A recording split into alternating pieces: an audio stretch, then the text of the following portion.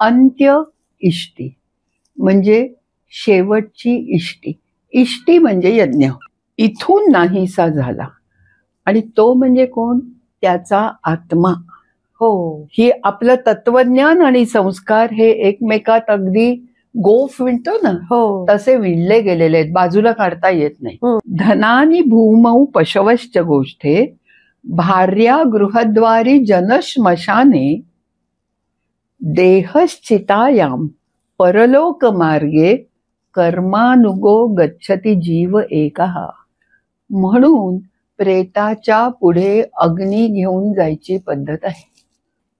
पत्नी जी आहे आणि मुलं, त्यांनी काय करायचं असतं? उलट्या बाजूनी प्रदक्षिणा मारायच्या 3, म्हणजे त्याला चितेवर ठेवल्यावर. आणि सर्वात महत्वाचं म्हणजे आपल्या दृष्टीने एक संस्कार म्हणून की तुम्ही काय केलं? तुमचं शरीर अग्नीला अर्पण केलं.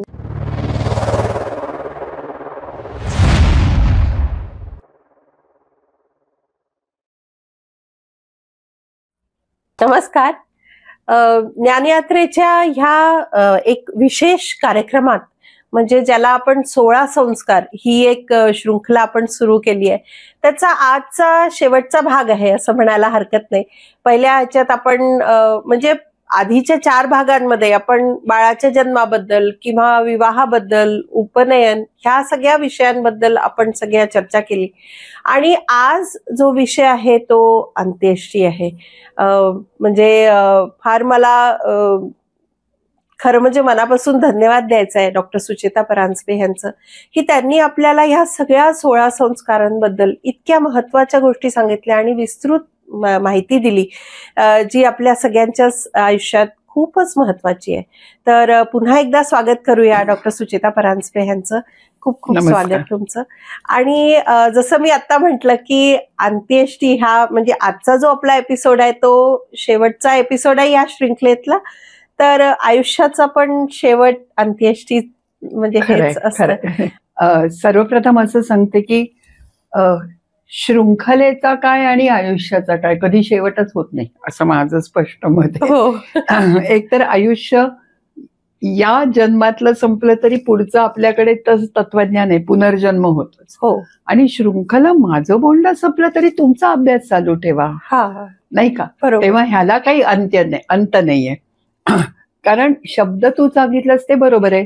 अंत्य इष्टी म्हणजे शेवटची इष्टी. इष्टी म्हणजे यज्ञ.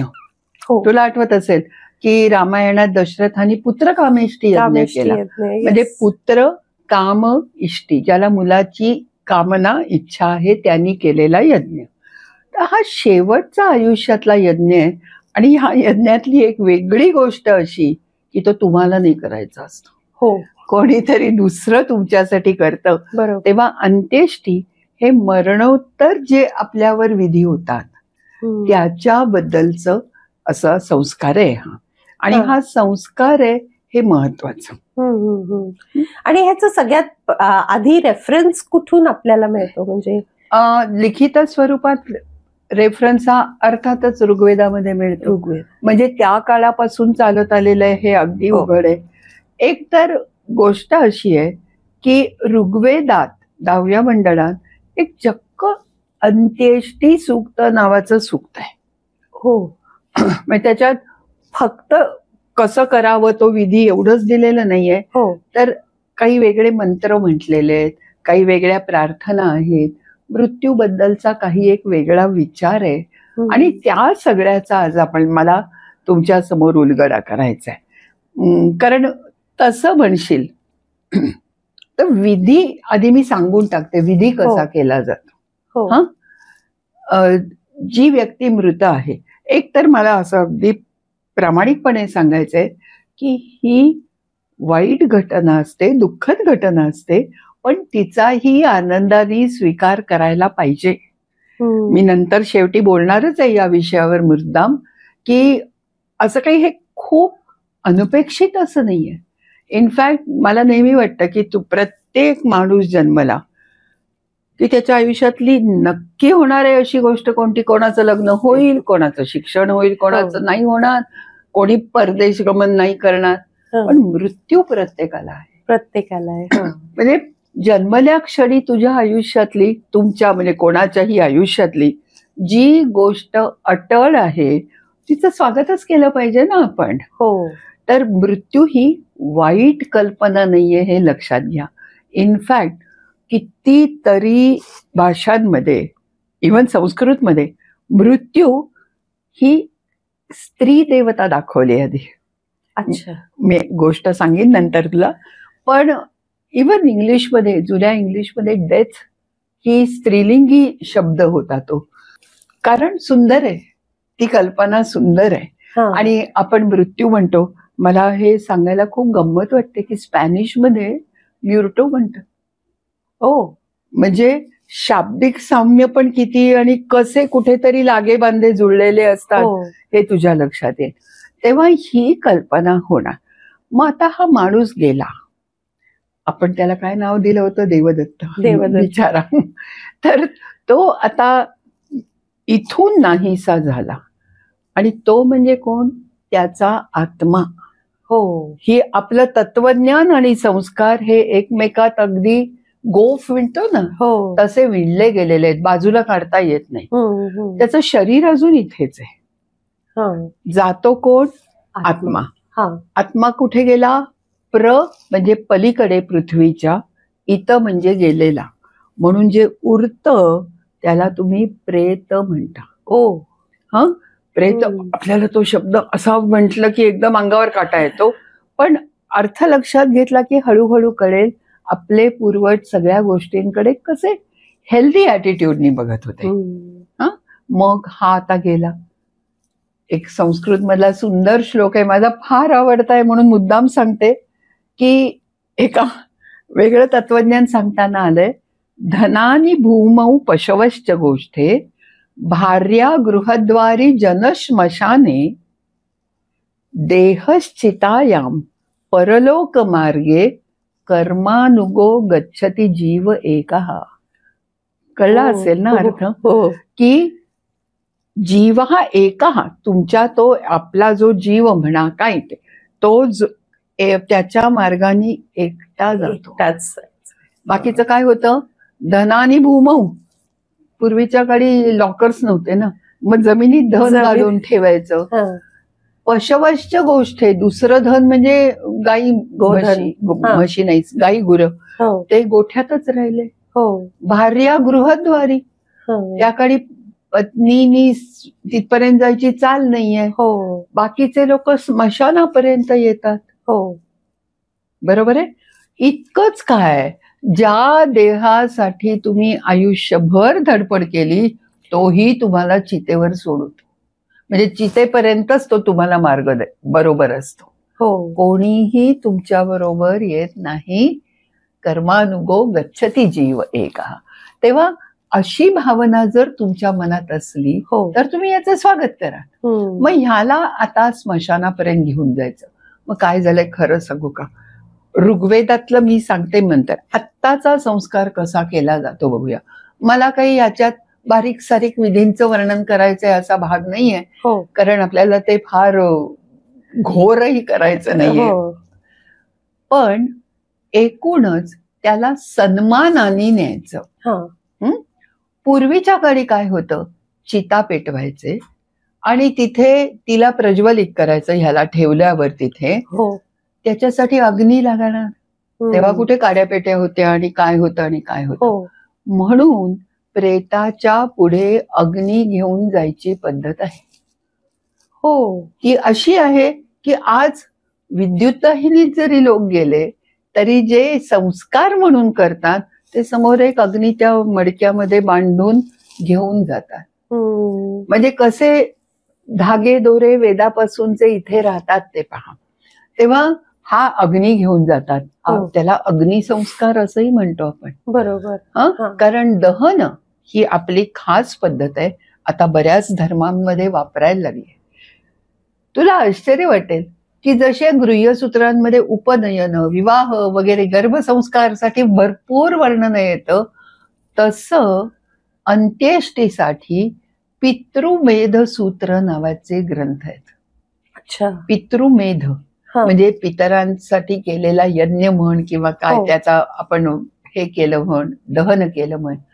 आणि या पितृमेध सूत्रांमध्ये याचं वर्णन करताना असं सांगितलंय की खननम, दहनम, त्यागः असे 3 प्रकारच्या अंत्येष्टी असू शकतात. खननम म्हणजे काय? खणणे. म्हणजे जमिनीत खड्डा खणून त्याच्यात एखाद्याचं प्रेत, आता हा शब्द आपण आनंदाने वापरायला शिकला पाहिजे, तो त्याच्यामध्ये ठेवायचं.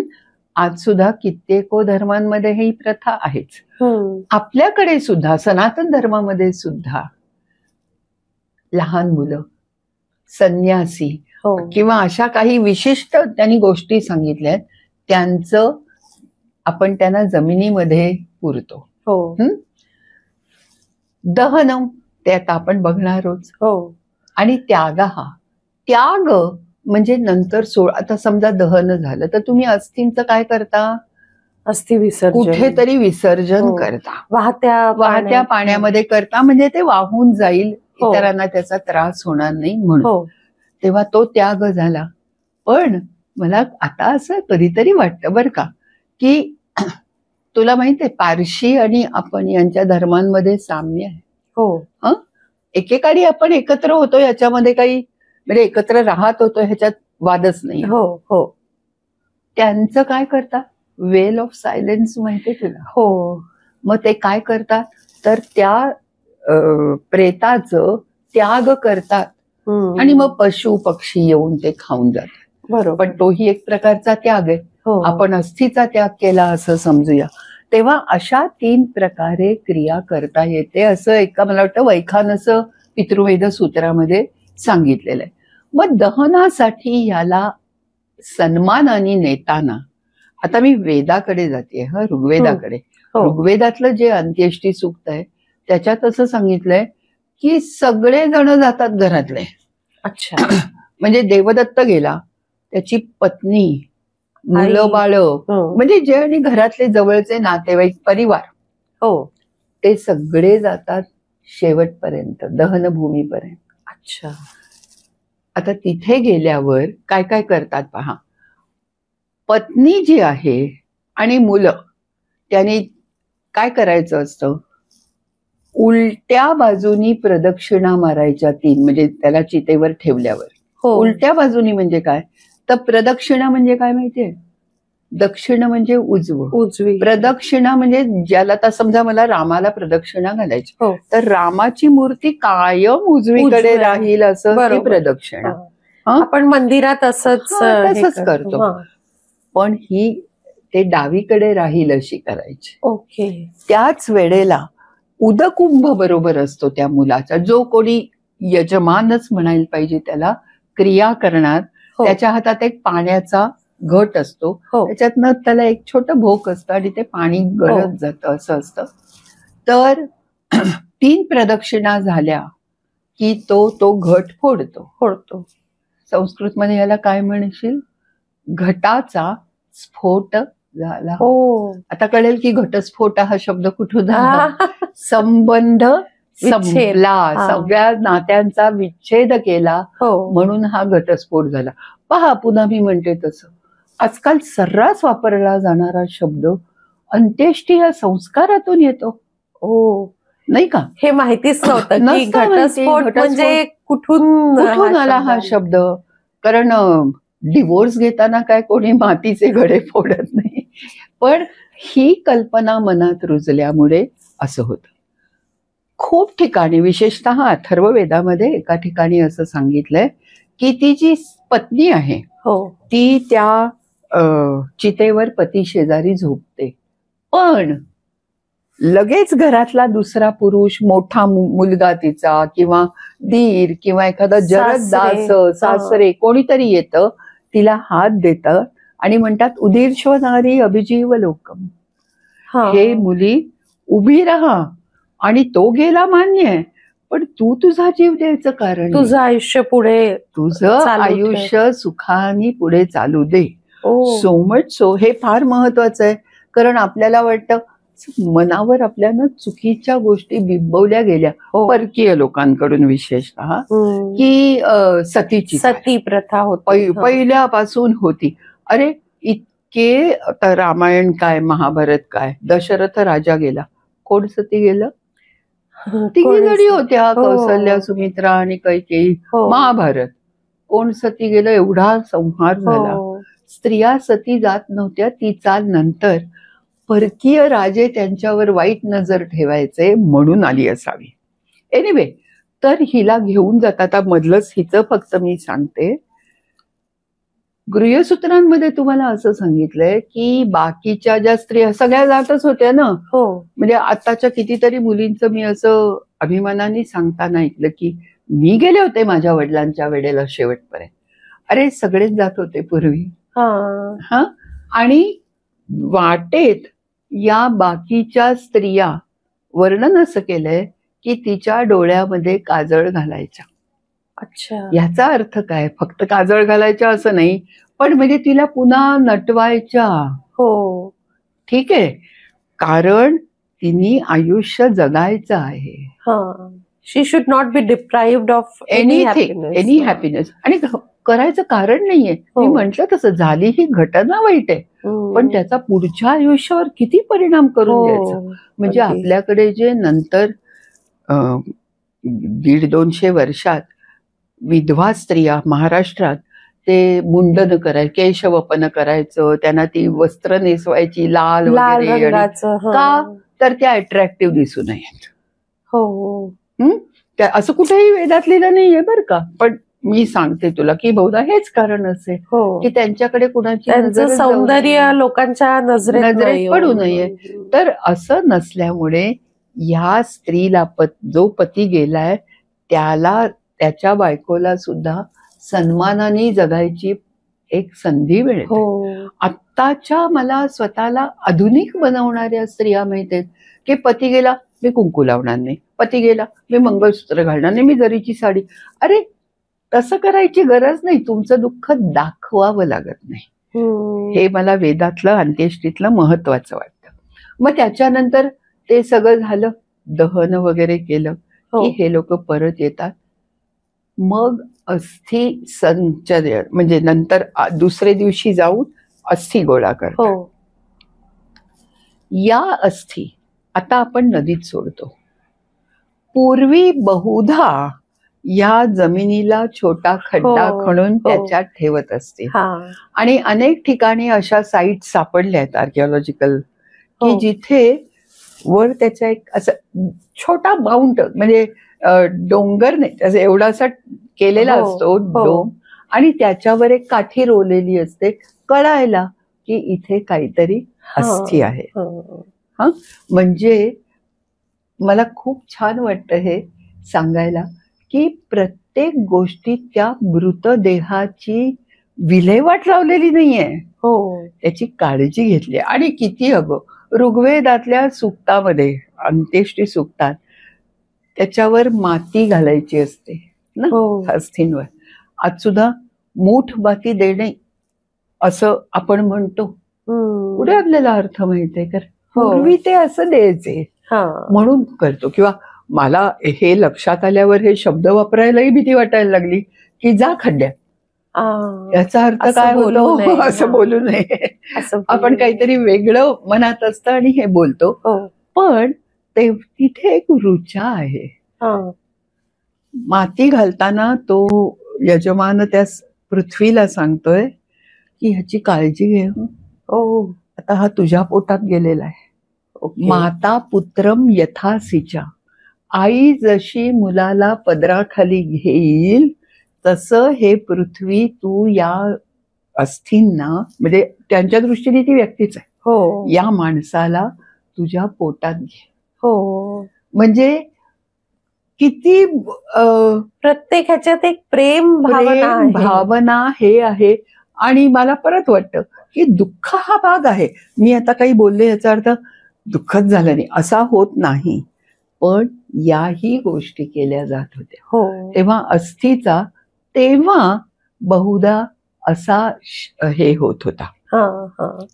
आणि जसं तुम्ही आता सांगितलं, काही आपल्याकडे काही जुन्या साइट्सवर जिथे एक्सकेव्हेशन झाले तिथे बरियल्स पण सापडले आहेत, जे आपल्या इथे डेक्कन कॉलेजमध्ये एक पूर्ण ती गॅलरी आहे ज्याच्यात बऱ्याच वेगळ्या वेगळ्या प्रकारचे बरियल्स ठेवले आहेत. तेव्हा आपल्याकडेही पूर्वी असं असलं पाहिजे, पण ऋग्वेदापासून मात्र डेफिनेटली आपल्याला दहन दिसतं. अच्छा. आणि अगदी खरं सांगू का,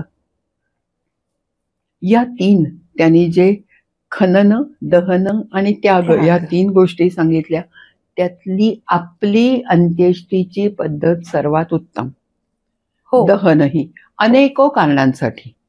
एक तर संपूर्ण शरीर नष्ट होतं.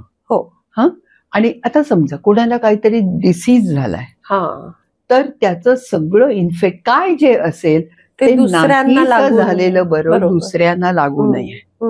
बरोबर. एक अगदी महत्वाची गोष्ट, आता लोकसंख्या एवढी व्हायला लागली आहे म्हणून मुद्दाम सांगते, कित्येको देशांमध्ये दफनभूमी कमी पडतीये. आणि लोकांना पैसे आधी टाकून विकत घ्यावी करावं लागतं, की मी जेव्हा जाईन तेव्हा असं असं करा, कारण ही माझी जागा वगैरे वगैरे. म्हणजे हे काय आहे, मला ते थोडंसं अवघड वाटतं. त्यापेक्षा दहन हे छान.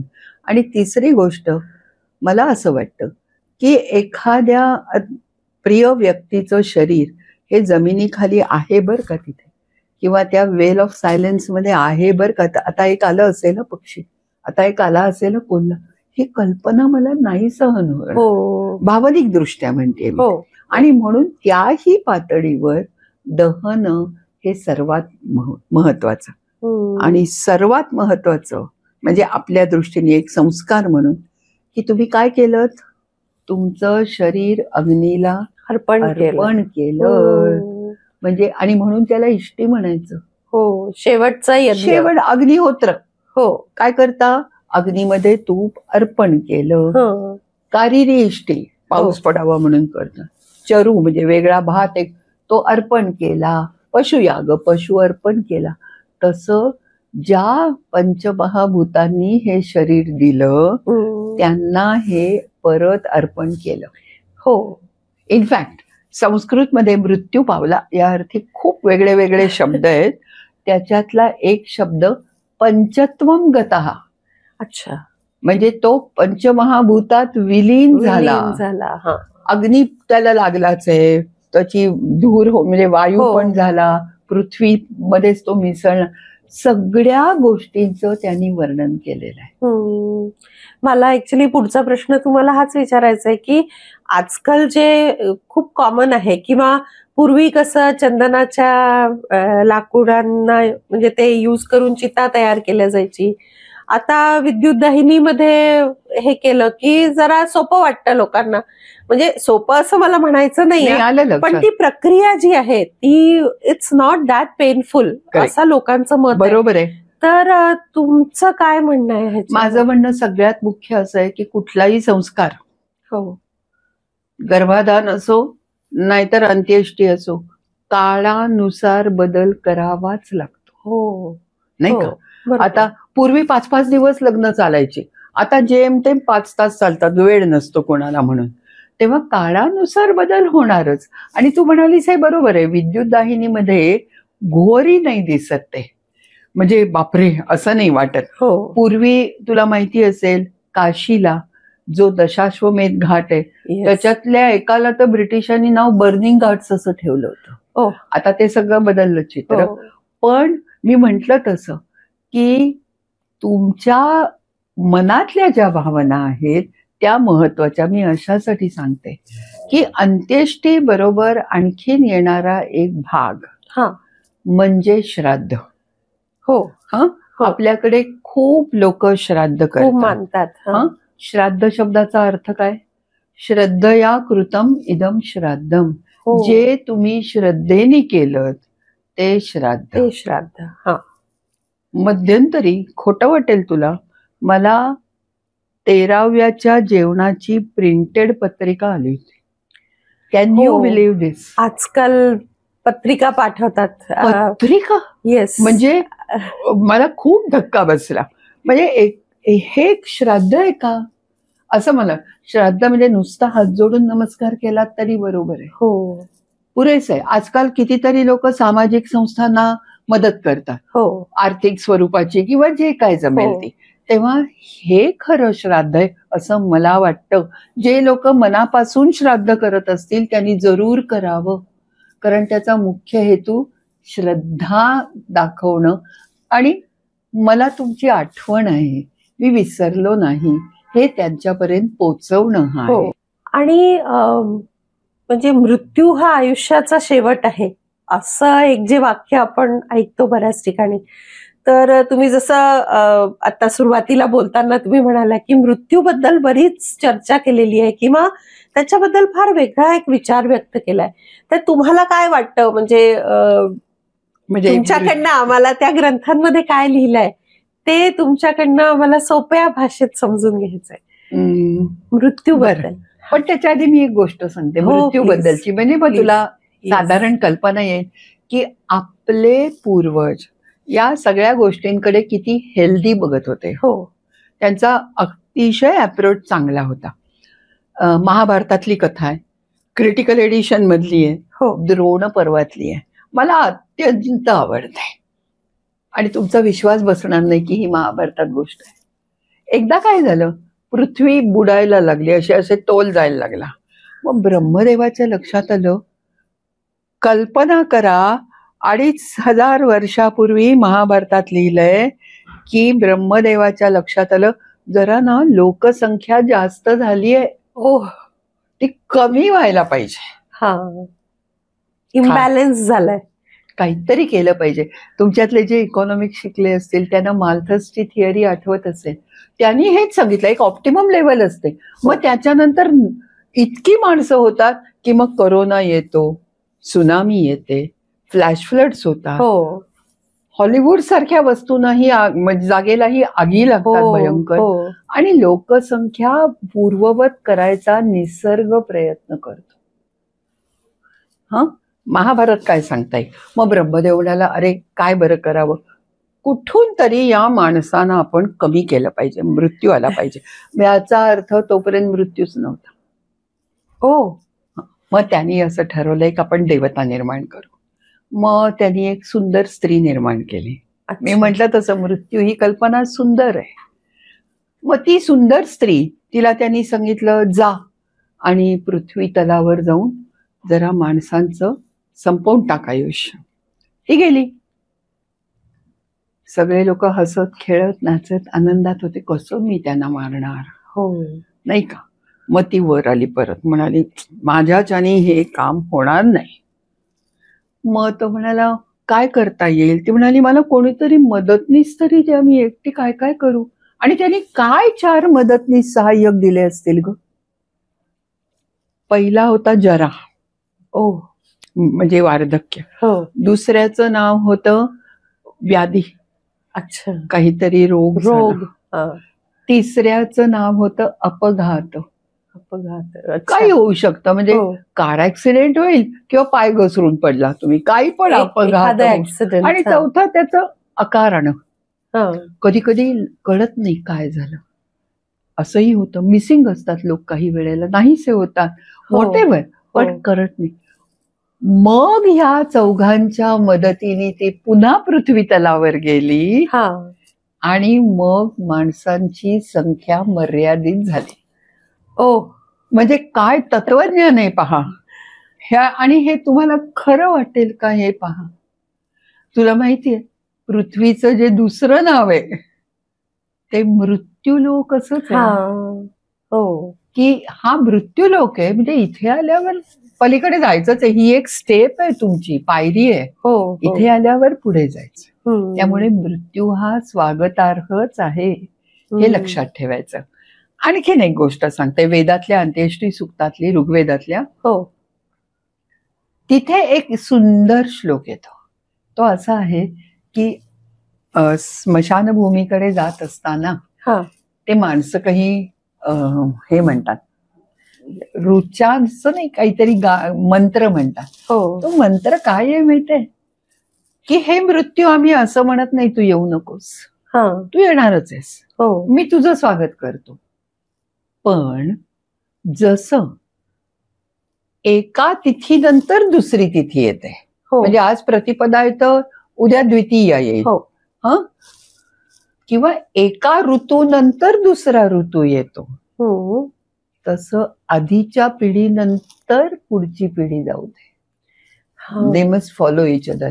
इन अदर वर्ड्स, ज्याला अपमृत्यू म्हणतो, की लहानपणीच कुणाला तरी काही दुर्दैव परिवारात एखाद्या लहान बाळाचा मृत्यू नको, तर म्हणजे मृत्यू येऊ नये अशी कल्पना नाही, पण तो क्रमाने आला तर तो स्वागतार्ह आहे.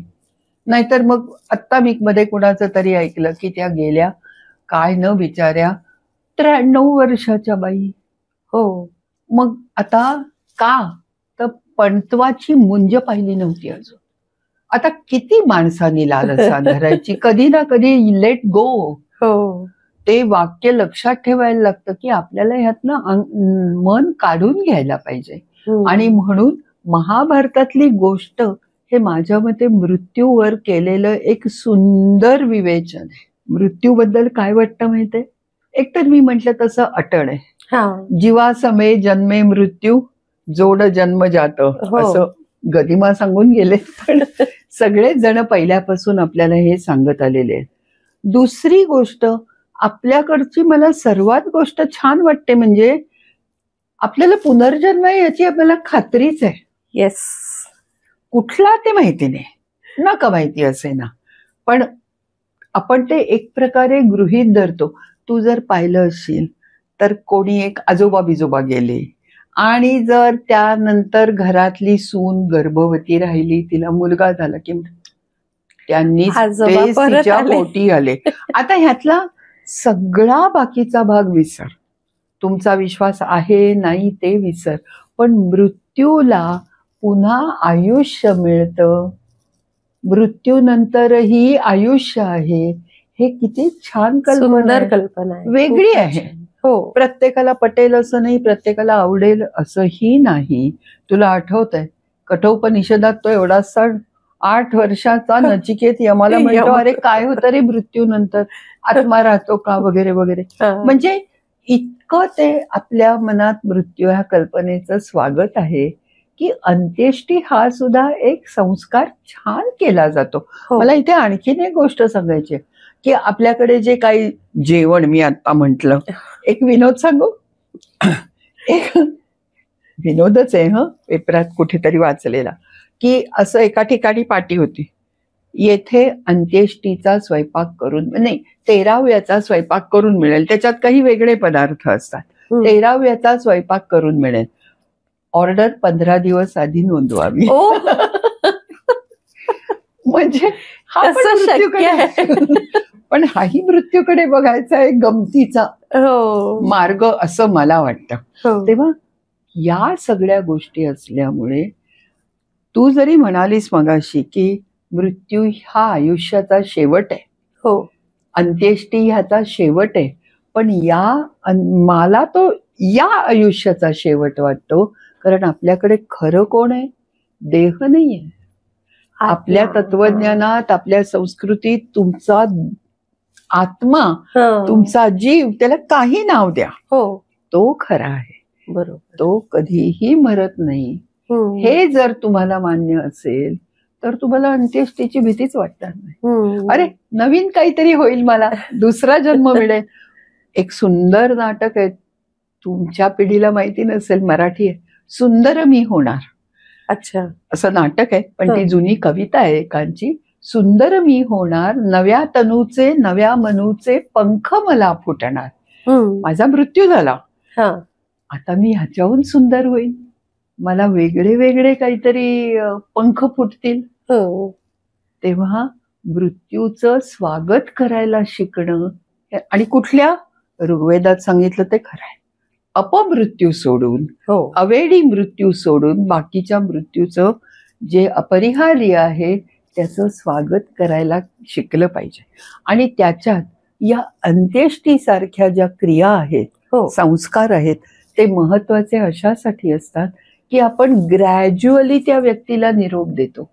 आधी दहनभूमीपर्यंत, मग नंतर 12वा 13वा का करतात तुला माहितीये, तिलांजली देतात. म्हणजे जे काय ते करतात, हा अंत्येष्टीचा भाग आहे असं नाही, पण ज्याला फ्युनरल राईट्स असं म्हणता येईल, की मृत्युत्तर संस्कार, त्याच्यात तोही एक भाग येतो. तो करा नका करू काही म्हणा तुम्ही, पण हळूहळू त्या माणसापासून, त्याच्या आठवणीपासून म्हणत नाही मी, त्या माणसापासून तुम्हाला सोडवायचंय स्वतःला. आणि मग 12व्या दिवशी गोडाचं जेवण करतात. का करतात? कारण झालं ते वाईट झालं, पण आता आपण पुन्हा एकदा नव्याने जगायला लागूया. तुला मी एक जर्मनीतली गोष्ट सांगते. मी पहिल्यांदा जर्मनीत गेले तेव्हा दुर्दैवानी आमच्याच डिपार्टमेंटचे एक वयस्कर गृहस्थ पण गेले. मला ते सगळं नवीन होतं, संस्कृती. मग त्यांनी मला सांगितलं, उद्या, बाय द वे ते संस्कृतचे प्रोफेसर होते ना, तर त्यांनी सांगितलं होतं माझं दहन करा बर का. अच्छा. ख्रिश्चन होते, पण माझं दहन करा. तुला माहिती असेल, टाटांनी सुद्धा आता सांगितलं होतं की माझं दहन करा वगैरे. तर त्या वेळेला त्यांचा जो एक काही सेरेमनी होता, त्याला फूड अँड ॲशेस अशा अर्थाचा जर्मन मध्ये शब्द आहे. फूड अँड ॲशेस म्हणजे काय, तर ज्या वेळेला त्या माणसावर तो संस्कार होतो आहे, त्या वेळेला सगळ्यांनी एकत्र येऊन जेवायचं. त्याच वेळेला तू कुठली पण इंग्लिश सिनेमा आणि सिरियल पाहिलीस तर फ्युनरल झाल्या झाल्या सगळे लगेच जेवायला जेवायला म्हणजे चक्क पार्टिंग. त्या टोकाला जा असं मी म्हणत नाही, पण खूप दुःख करू नये आणि या सगळ्याला स्वीकारायचं, तरच ते सिद्ध होईल. आणि तू मगाशी म्हणालीस, आपल्याकडे अथ आणि इति अशा दोन गोष्टी असतात. का माहितीये का, पहिलं ग्रंथातला शब्द अथ सूत उवाच असा असतो आणि शेवटी ब्रह्मार्पणमस्तु इति. मग अथ आणि इति म्हणजे सुरुवातीपासून शेवटपर्यंत. आणि लोक असं म्हणतात की आता माझ्या आयुष्याची इतिश्री झाली, पण एक बिल्डर आहेत, पुण्यातलेच आहेत आणि तुम्हाला सगळ्यांना नावही माहितीच आहे, त्यांनी आपल्या ज्येष्ठ नागरिकांच्या घराला नाव काय दिलंय ते मला फार आवडतं. इतिश्री म्हटलं नाही, मृत्यूला इतिश्री म्हणतात. यांनी अथश्री नाव दिलं. पुन्हा नव्याने सुरुवात करा. वृद्ध झालात काय किंवा निघून गेलात काय पृथ्वी सोडून, असं हे असल्यामुळे अंत्येष्टी हा संस्कार सुद्धा मला चांगला वाटतो. तो केला की कुठेतरी आपण आपल्या पितरांसाठी किंवा कोणा सगळे सोयऱ्यांसाठी त्यांना छान निरोप दिला असं वाटतं. आणि म्हणून हा संस्कार ज्यांचा विश्वास आहे त्यांनी जरूर करावा. खरंच खूप महत्वाचा विषय आहे हा. आणि सुचेताताईंनी इतक्या साध्या सोप्या भाषेत आपल्याला समजावून सांगितलं. खरं म्हणजे जे सगळे रेफरन्सेस त्यांनी दिले, कुठे ना कुठे त्याच्यात आपल्या संस्कृतीमध्ये आपण असे जोडलेलो आहेत या ग्रंथांमुळे, आपण एकत्र एक समाज म्हणून, की आपण सगळेच जण ह्याच्यात भरपूर विश्वास करतो. काही मॉडर्न थॉट्स पण आलेले आहेत, पण आपल्याला जसे जमेल आणि आपल्याला जसं शक्य होईल आपल्या लोकांसाठी नक्कीच हा एक विश्वास दाखवावा आणि अंत्येष्टी ह्याचं पण स्वागत करावं. जसं मला महत्वाचा मुद्दा सांगायचा राहिला, तो मी अगदी आवर्जून सांगते. अंत्येष्टी हा शेवटी मृत्युत्तर करायचा संस्कार आहे. येस, कसेही करा, तुमच्या पद्धतीने करा. आजकाल अनेक लोक देहदान करतात. हा सुद्धा अंत्येष्टी करायचा एक वेगळा प्रकार म्हणता येईल.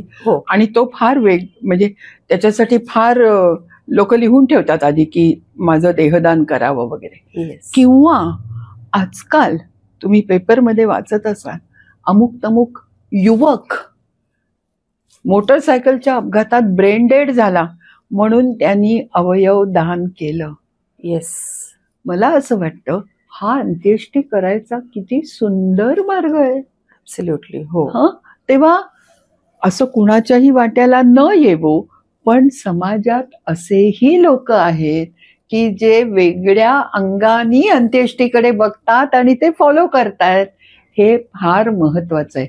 तुला मी सुरुवातीला म्हटलं की गर्भसंस्कार काय आणि अंत्येष्टी काय काळाप्रमाणे बदललंच पाहिजे. हो, कुठे लिहिलंय का ऋग्वेदात अवयवदान करा किंवा देहदान करा? Yes yes. पण हे सुद्धा महत्वाचं. So it is also for a noble cause. Of course एका व्यक्तीच्या देहदान केल्यामुळे दुसऱ्या व्यक्तीला जीवनदान मिळतं, हे फारच महत्वाचं आहे. तर हा विचार आपण सर्वांनीच आपल्या आयुष्यात नक्की आणावा आणि ह्या सगळ्या गोष्टींकडे एक सकारात्मक दृष्टीने बघावं. हीच आपली आजची मला वाटतं this is our take away from this programme. आणि सुचेताताईंचं खूप खूप धन्यवाद. खूपच छान. आणि ह्या 5 एपिसोड्स मध्ये आपण जे 16 संस्कारांबद्दल ह्यांच्याकडनं समजून घेतलं, माझी खात्री आहे आपण आपल्या सगळ्या रिलेटिव्स मध्ये आणि सगळ्यांमध्ये या सगळ्या गोष्टींची चर्चा नक्कीच करूया. आणि if you have not subscribe the channel, नक्की सबस्क्राईब करा, लाईक शेअर करा आणि लोकांपर्यंत हे विषय नक्की पोहोचवा. आपले जे बुधवारचे कार्यक्रम असतात त्याच्यातही जॉईन करा आणि ज्ञानयात्रेमध्ये नेहमीच आमच्या बरोबर राहा. खूप खूप धन्यवाद. नमस्कार.